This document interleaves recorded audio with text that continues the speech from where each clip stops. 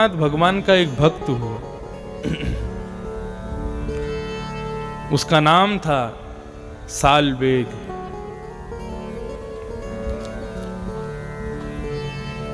सालवेग की माता ब्राह्मणी थी और सालवेग के पिता मुसलमान थे।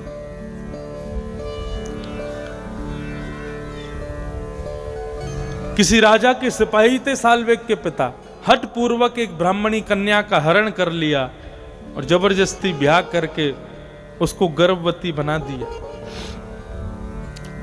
रात्रि के समय वो कन्या समुद्र में कूद करके अपने प्राणों का त्याग करने लगी, लेकिन मन में विचार करने लगी, मेरा जीवन तो सर्वनाश हो गया, लेकिन मेरे गर्भ में एक बालक है। मैं पापनी मानी जाऊंगी यदि इसके सहित अपने प्राणों का परित्याग कर दूंगी, लेकिन जो मेरे साथ हुआ वो किसी के साथ ना हो, उसके लिए मैं ये प्रयास कर सकती हूं कि अपने पुत्र को सद संस्कार सिखाऊं, सद्भाव सिखाऊं, सद विद्या प्रदान करूं, उसको एक अच्छा भक्त बनाऊं भगवान का। उस बालक का जन्म हुआ और बालक का नाम रखा उसी के पिता ने सालवेग। सालवेग बचपन से ही जगन्नाथ जी की कथाएं सुनता है। जगन्नाथ जी कैसे हैं? बोले, जगन्नाथ स्वामी नयन पथगामी भवतु में। कैसे हैं जगन्नाथ भगवान? उनके संपूर्ण स्वरूप को आज तक सालवेग कभी जगन्नाथपुरी गया नहीं, कोसों दूर उसका गांव है, लेकिन केवल अपनी मां से सुन सुन करके उसको याद है कि जगन्नाथ जी कैसे हैं।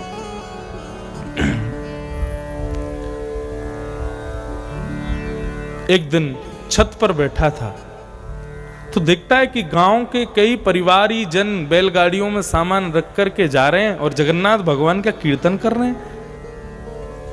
वो ऊपर से छत पर से सबसे पूछने लगा, अरे भैया, जगन्नाथ जी का कीर्तन कर रहे हो, आप लोग कहां जा रहे हो?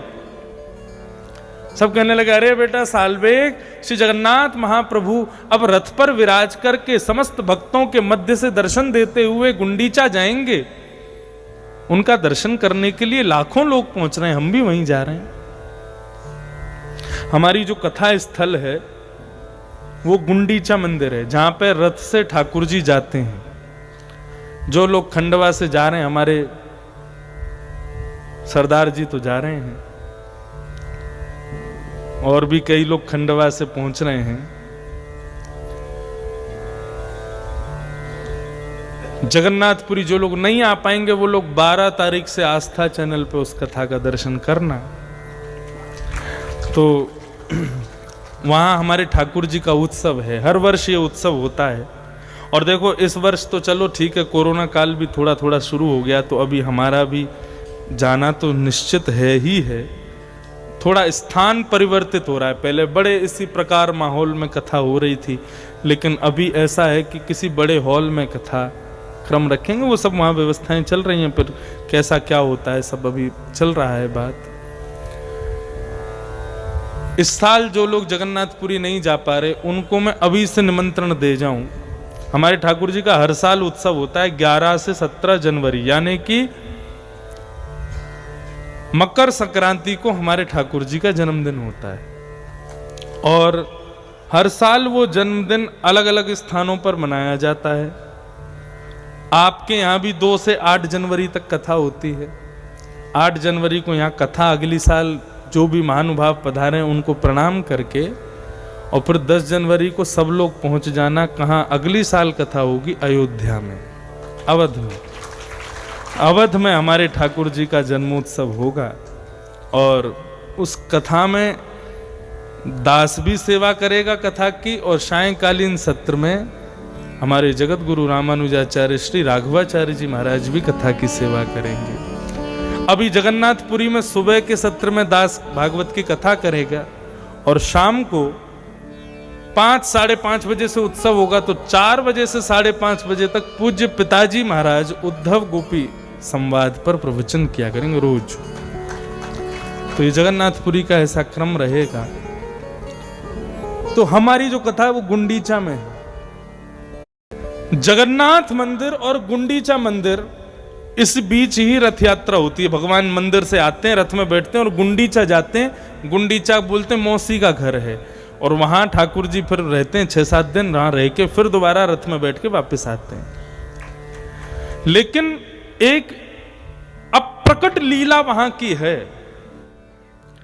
जगन्नाथ जो है ना, जगन्नाथ मंदिर, उसको माना जाता है द्वारिकापुरी, और गुंडीचा मंदिर को माना जाता है श्री वृंदावन धाम। तो ठाकुर जी जो हर वर्ष ये रथ यात्रा करते हैं, मानो द्वारिकाधीश रथ में विराजमान होकर के ब्रजवासियों से मिलने वृंदावन जाते हैं, और वृंदावन में कुछ दिन निवास करके फिर वृंदावन से पुनः लौट करके जगन्नाथ मंदिर आते हैं।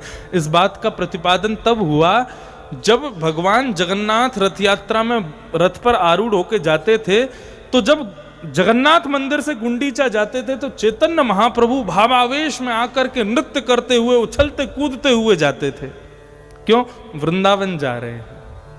और जब ठाकुर जी वहां गुंडीचा में रहते, 6-7 दिन सेवा स्वीकार करके जब पुनः लौट करके जाते ना, तो चैतन्य महाप्रभु जाते ही नहीं थे। बोले नहीं, द्वारिका नहीं जाएंगे, ठाकुर जी ब्रज से दोबारा लौट के जाएं, वो उस लीला में हमको जाना ही नहीं है। हमको तो केवल ब्रज में ठाकुर जी आवे और ब्रज में रहें, उसी लीला में रहना है। तो गुंडीचा जहां हमारी कथा है, वो उसको जगन्नाथपुरी का वृंदावन माना जाता है। तो रथ यात्रा के लिए सारे गांव के लोग जा रहे थे। साल बेग ने मन बनाया कि मैं भी चलूं। मैं कैसे जाऊं? अपनी मां से जाके प्रार्थना की, बोले मां, पूरा गांव जा रहा है भगवान जगन्नाथ के दर्शन करने के लिए, मैं भी चला जाऊं? सालबेग की मां ने समझाया, बेटा तू नहीं जा सकता, तुम एक म्लेच्छ खानदान में जन्मे हो, तुमको अनुमति नहीं है। और यदि चले भी जाओगे रथ यात्रा में, दूर से खड़े होकर दर्शन कर भी लोगे, तेरे पिता को यदि पता चल गया तो तेरी अनुपस्थिति में मेरे प्राण तो चले जाएंगे, मुझे तो मार ही देगा, और लौट के तू आएगा तो तेरे साथ जाने क्या करेगा। इसलिए बेटा तुम यहीं रह करके अप्रकट भक्ति करो, बिना दर्शन किए अपने हृदय में ही जगन्नाथ जी का स्वरूप बिठाओ और यहीं से उनका स्मरण करो। रुदन करता हुआ सालबेग छत पर जाकर के बैठ गया, और जगन्नाथपुरी जिस दिशा में है उस दिशा की ओर मुंह करके बैठ गया, और जगन्नाथ भगवान से कहने लगा, ये मेरा दुर्भाग्य नहीं है कि मैं नहीं आ पा रहा, वास्तव में ये सब आपकी लीला है, आप चाहते ही नहीं हो कि मैं आऊं। आप चाहते थे तो आपने गजेंद्र को आकर के मुक्त कर दिया, आप चाहते थे तो द्रौपदी के चीर को बढ़ा दिया, आप चाहते थे पांडवों को महाभारत युद्ध से ऐसे पार करा दिया जैसे कोई गाय के खुर का गड्ढा, लेकिन आप चाहते नहीं हो कि सालबेग दर्शन करने आए, इसलिए मैं नहीं आ पा रहा हूं। तब सालबेग ने उड़िया भाषा में एक स्तुति गाई, अहे नील शैल प्रबल तारण मोआरत नल नील बन पुकर दशन, अहे नील शैल प्रबल तावरण मोआरत बनकू कर दशन। अरे नीलाचल पर्वत पर जगन्नाथपुरी है। सालबेग कहता है, अरे नीलाचल पर्वत के मतवाले हाथी जगन्नाथ। जगन्नाथ भगवान को कह रहा है, तू मतवाला हाथी है जगन्नाथ। जब जगन्नाथ जी रथ पर बैठने के लिए मंदिर से निकल के आते हैं, तब आप लोग टीवी पे देखा करो जगन्नाथ जी कैसे आते हैं। श्री मंदिर में जाते हैं तो खूब सारी सिड्डियां हैं, उन सिड्डियों पे कूद कूद के आते हैं। आगे पीछे सब पुजारी लोग उनको रस्सी वस्सी बांध देते हैं, बढ़िया कंधे पे उनके हाथों को टांग लेते हैं और फिर कूद कूद के उछाल उछाल के उनको लेके आते हैं, मानो जैसे कोई पर्वत से कोई गजराज उतर करके आ रहा है। कमल के सुंदर समूह को देख करके मानो कोई गजराज पर्वत से उतर के आ रहा हो, ऐसा दर्शन होता है। दर्शन को करते हुए अपने नेत्र बंद करके वो साल्वेग कहता है, अरे नीलाचल पर्वत के मतवाले हाथी जगन्नाथ, मेरे हृदय के जो आर्त हैं ये आर्त ही कमल के समान हैं। तुम आकर के अपनी सूंड से, कृपा रूपी सूंड से मेरे आर्त रूपी कमलों को ध्वस्त कर दो और मुझे अपना दर्शन करा दो जगन्नाथ। इस प्रकार उसने पूरी स्तुति गाई। यहां साल्वेग बैठा बैठा स्तुति गा रहा था और वहां कोसों दूर जगन्नाथ भगवान के रथ को जब लाखों वैष्णवों ने खींचना शुरू किया, रथ को आगे बढ़ाना शुरू किया, सुभद्रा जी का रथ चला गया, बलराम जी का रथ चला गया, लेकिन जैसे ही जगन्नाथ भगवान का रथ खींचना शुरू किया, रथ स्तब्ध हो गया। लाखों की तादाद में भक्त वैष्णव रथ को खींच रहे हैं, खींच खींच करके पसीना पसीना हो गए, लेकिन रथ तस से मस नहीं हो रहा। सारे पुजारी सोचने लगे हमसे कोई अपराध तो नहीं हो गया, अरे भाई भोग लाओ, ये लाओ, वो लाओ, ये सब करें, लेकिन रथ नहीं खींचता। तो आज भी जगन्नाथ भगवान को कोई लीला करनी होती है तो वहां का आज भी राजा हैं जगन्नाथपुरी में, वहां के राजा को ठाकुर जी स्वप्न देते हैं या किसी न किसी प्रकार से संकेत कर देते हैं। राजा ने जाकर के जब प्रणाम किया तो श्री जगन्नाथ भगवान ने संकेत किया, मेरा रथ आज आगे नहीं चलेगा। बोले क्यों? इतने लाखों भक्त आपके रथ को खींच रहे हैं, क्यों नहीं चलेगा? बोले इन समस्त लाखों भक्तों की हृदय की भावना से भी बड़ी भावना है कोसों दूर बैठा हुआ मेरा साल्वेग। जब तक वो आकर के मेरे रथ का स्पर्श नहीं करेगा तब तक मेरा रथ आजा नहीं चलेगा। राजा ने अपने समस्त सैनिकों को, दूतों को भेजा, जाओ जाकर के साल्वेग को लेकर के आओ। साल्वेग को पालकी में बैठा करके सब लोग लेकर के आए। महाराज जहां तक नजर पड़ रही है समुद्र के समान भक्त जन बैठे हैं और उन समस्त भक्तों के बीच में जगन्नाथ भगवान का रथ खड़ा है। ठाकुर जी ना भोजन कर रहे हैं, ना भोग लगा रहे हैं, ना दर्शन दे रहे हैं, केवल स्थिर होकर के खड़े हैं। साल्वेग आएगा, आज उसी के दर्शन करके हम आगे बढ़ेंगे। जैसे ही साल्वेग एक पालकी में बैठ करके उस सभा में उपस्थित हुआ, उस रथ यात्रा में प्रवेश करता है, साल्वेग की पालकी आते ही रथ पर बैठे हुए जगन्नाथ भगवान का विग्रह मचलने लगा, आनंदित हो गया और मानो राजा से संकेत कर रहे हो कि इस भक्त को लाओ, ला करके मेरे हृदय से लगा दो। साल्वेग ने आज पहली बार जगन्नाथ जी का दर्शन किया, घुटने के बल बैठ करके खूब रोया। राजा ने कहा, बेटा अब किसका इंतजार कर रहे हो? दौड़ करके जाओ और अपने प्रियतम को अपने हृदय से लगा दो। दौड़ करके साल्वेग रथ पर चढ़ गया और विशाल जगन्नाथ भगवान के विग्रह को जैसे ही अपने हृदय से लगाया, बिना किसी भक्त के खींचे ही रथ आगे बढ़ने लग गया अपने आप। आज भी श्री जगन्नाथ भगवान वस्त्र धारण करने से पहले साल्वेग के नाम की अंकित एक वस्त्र को मानो हृदय से धारण करके वस्त्र के रूप में पहनते हैं, उसके बाद वस्त्र धारण करते हैं।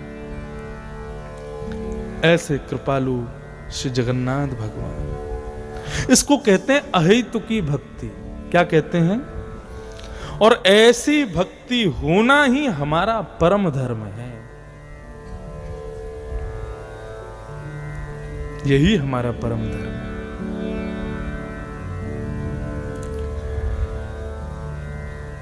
इस प्रकार सूत जी महाराज प्रवचन कर रहे थे, 24 अवतारों का वर्णन किया, भगवान के कौन कौन से अवतार हैं आदि आदि सबका वर्णन करके श्रीमद् भागवत पुराण की रचना श्री वेदव्यास जी ने क्यों की इस बात को बताया। वेदव्यास जी महाराज सरस्वती नदी के तट पर बद्रीनाथ में बैठे थे। द्वापर युग का अंत होने वाला था, तभी उन्होंने मन में विचार किया, नेत्र बंद करके अपनी दिव्य दृष्टि से देखा कि भाई भारत के और पूरे विश्व के लोग कलयुग में कितने संकीर्ण बुद्धि के होने वाले हैं।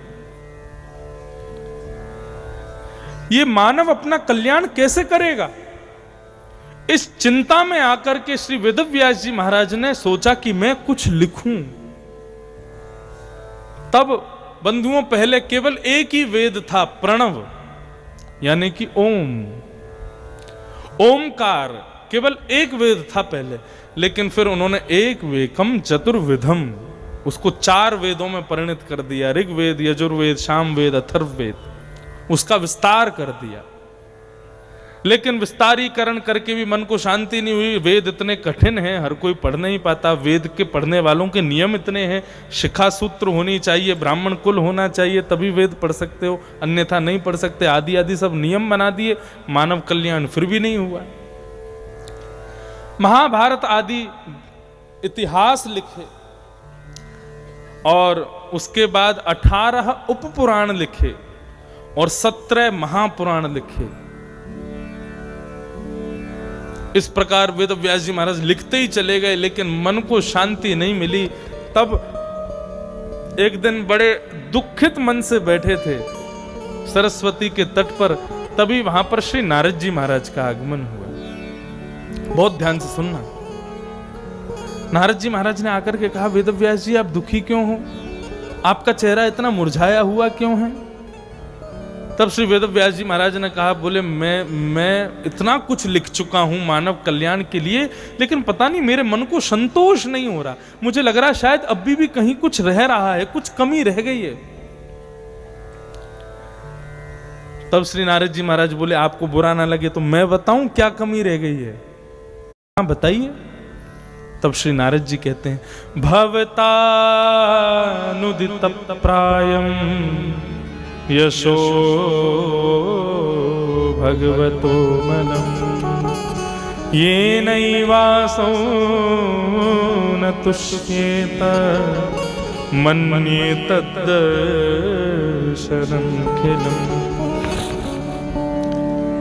प्रभु में ध्यान से सुनिएगा, मैं बता रहा हूं कहां कमी रह गई है। आपने चतुर्विध पुरुषार्थ कैसे प्राप्त हो यही लिखा है बस। चतुर्विध पुरुषार्थ किसको कहते हैं? धर्म, अर्थ, काम और मोक्ष। इनको क्या कहते हैं? चतुर्विध पुरुषार्थ। व्यक्ति धर्म कैसे करे, व्यक्ति अर्थ कैसे कमावे, अपनी कामनाओं की पूर्ति कैसे करे और मोक्ष को कैसे प्राप्त करे, केवल इन चारों का ही वर्णन किया है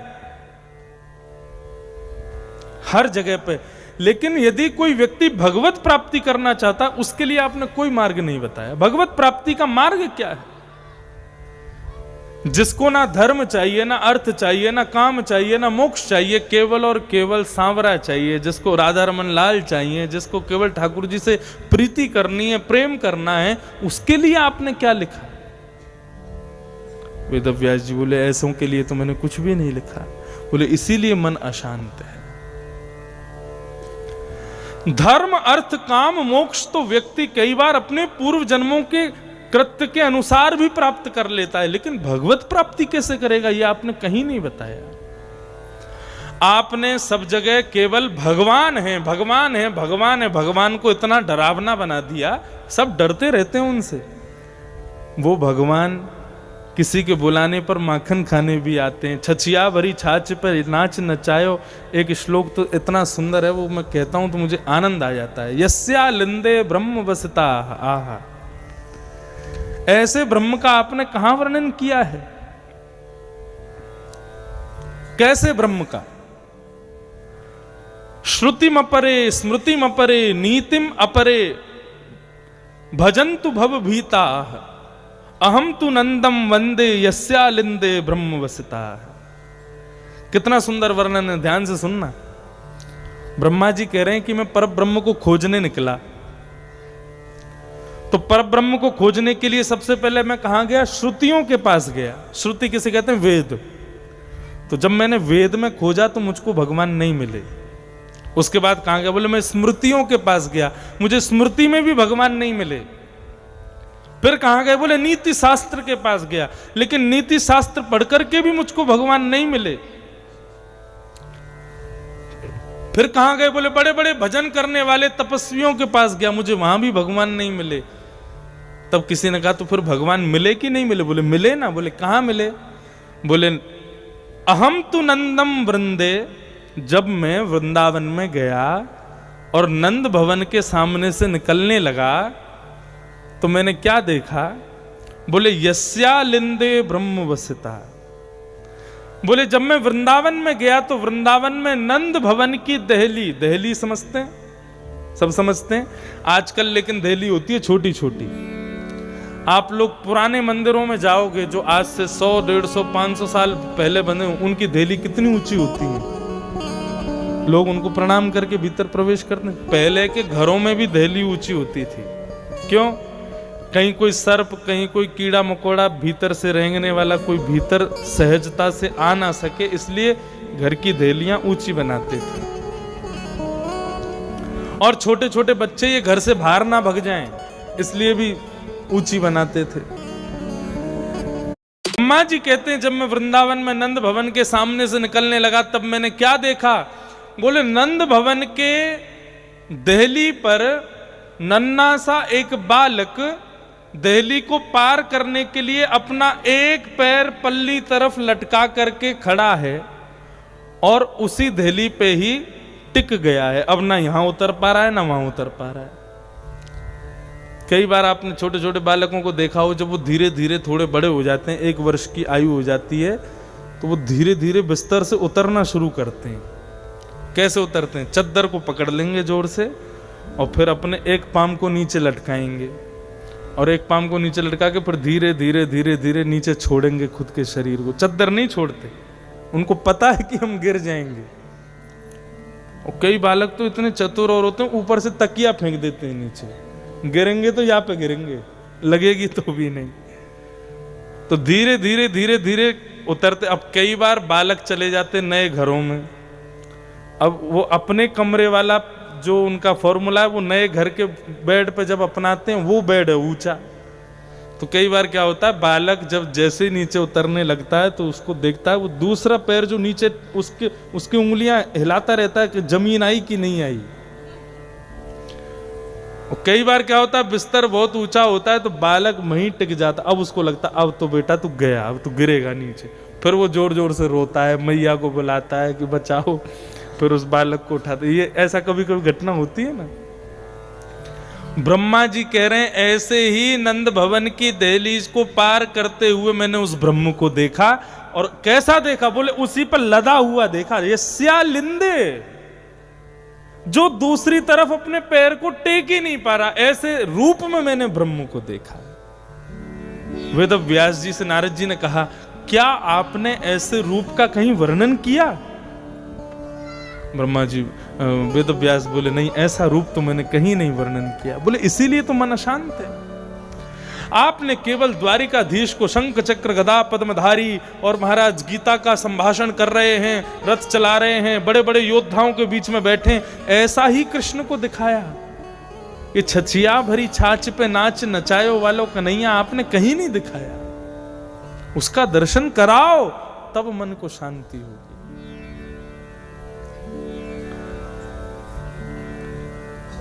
तब श्री वेदव्यास जी महाराज बोले, मैं क्या करूं, कैसे करूं, किस प्रकार ऐसे ब्रह्म का वर्णन करूं। समाधि नानुस्मर तद विचेष्टितम, समाधि लगाओ। नारद जी महाराज ने अपने पूर्व जन्म की कथा सुनाई। मैं एक दासी पुत्र था, मेरी मां घर घर में काम करती थी। एक बार मेरे यहां चातुर्मास के लिए संत आए थे। उन संतों के यहां मेरी मां ने मुझको कुछ छोटी छोटी सेवाएं दे दी। मैं सेवा करता था, संतों की कथा सुनता था। नारद जी सुना रहे हैं।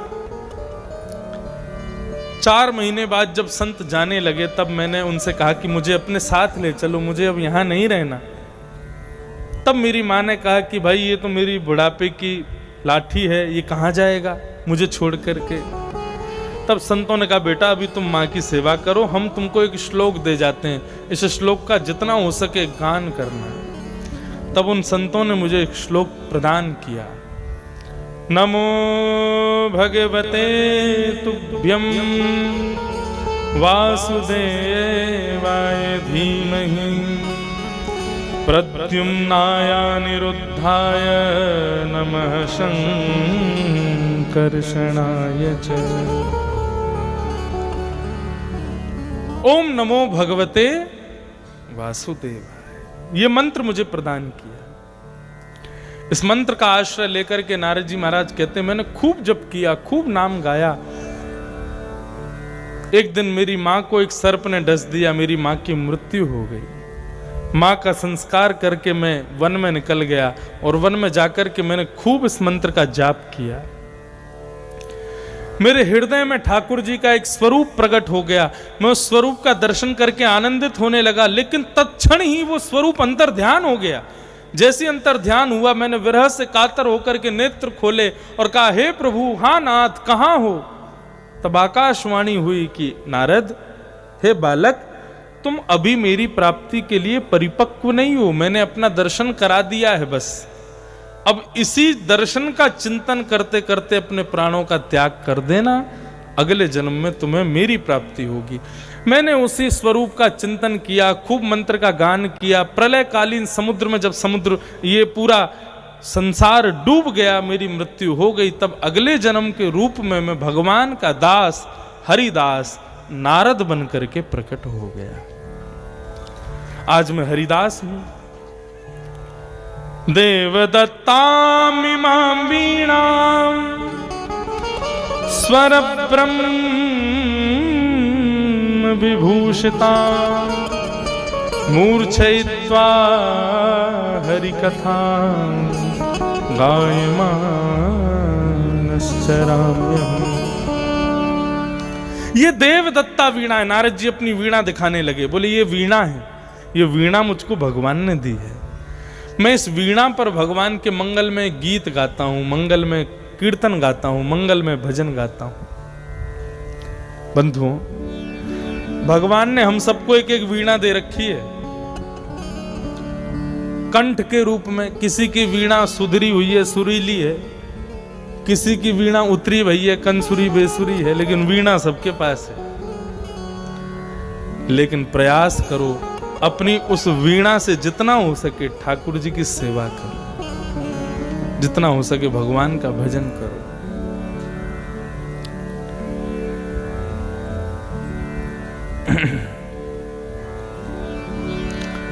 श्री नारद जी महाराज कहते हैं, मैं इस वीणा पर भगवान का भजन करता हूं, मैं केवल भगवान का ही कीर्तन गाता हूं। इस प्रकार तपस्या का फल क्या होता है नारद जी ने बताया, और बता करके कहा कि अब आप इसी मार्ग पर चल करके एक दिव्य ग्रंथ की रचना करो। श्री वेदव्यास जी महाराज ने समाधि लगाई, और समाधि लगा करके जब नेत्र खोले तो समाधि में ही एक ग्रंथ तैयार हो गया। उसी ग्रंथ का नाम है श्रीमद् भागवत। बोलो भागवत महापुराण की जय। श्रीमद् भागवत की रचना करने के लिए कोई कलम नहीं उठाई वेदव्यास जी ने, केवल एक ग्रंथ लिखने की भावना से समाधि लगाई, और समाधि लगा करके जैसे ही नेत्र खोल करके देखा, भागवत की रचना हो चुकी थी। ये समाधिस्थ भाषा का ग्रंथ है। ऐसे ग्रंथ को हम प्रणाम